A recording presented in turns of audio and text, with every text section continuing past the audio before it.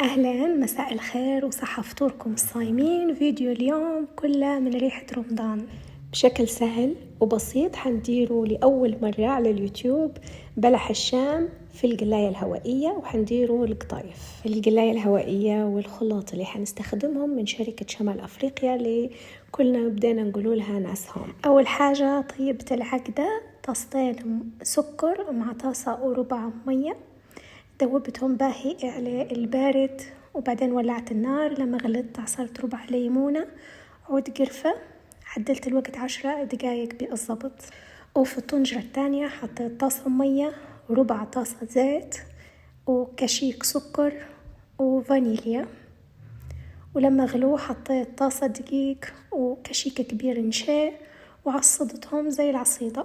نزلت العجينة في صينية تبرد شوية، نضيف لها الدحية الأولى ونعجنها، تختفي نضيف الدحية الثانية ونعجن. توا طابت العقدة، طفيت عليها وضفت ملعقة من ماء الزهر، ملعقتين أو 3 من العسل الحقاني، وملعقة من مية العطر، ونخليها على جنب. جبت كيس الحلواني دهنتها بالزيت، والسيليكون مات هذه جاية مع القلاية الهوائية، بخيتها برذاذ الطبخ وركبت الراس اللي عجبني.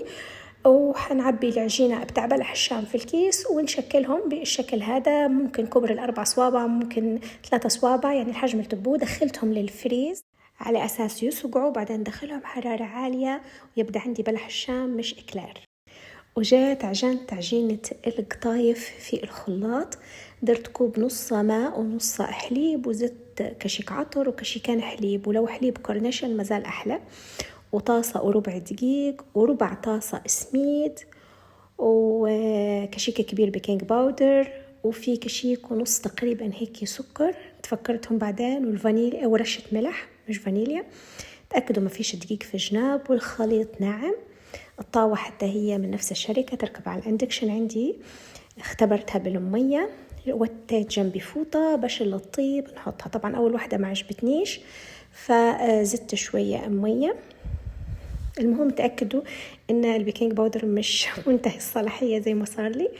المهم لين زبطت العجينة يعني أنقذت الموقف. بعدين طيبتهم الطيب من تحت، يعني نحطها في الفوطة.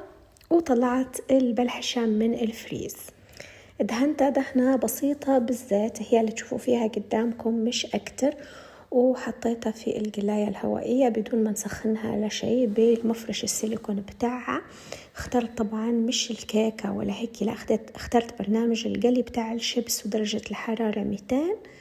هو بروح يتعدل على 20 دقيقة زي ما واضح. بعد 5 دقايق لقيته متحمر بالشكل هذا. خفت نفتح باش ما بيش، يعني نبي يطلع مقلي.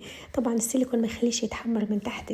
قلبتهم، شوفوا توا مشي من الوقت 8 دقايق. طلعته على طول، خليتهم يعوموا في العسل، والمجموعة الثانية حطيتها طول في السلة بتاع القلاية، درتها أكبر، دهنتها بالزيت.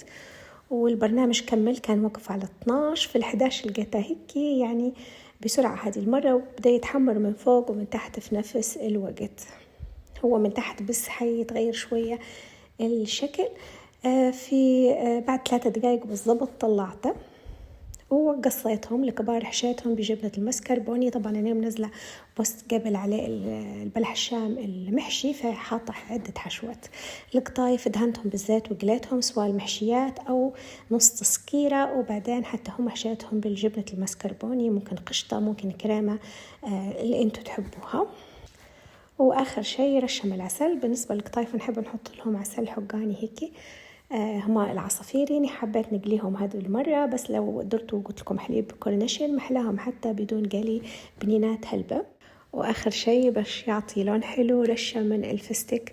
وأكثر شيء أنا سعيدة بيه إنه طلع عندي بلح الشام مش إكلير، بس تبعوا التكنيك هذا.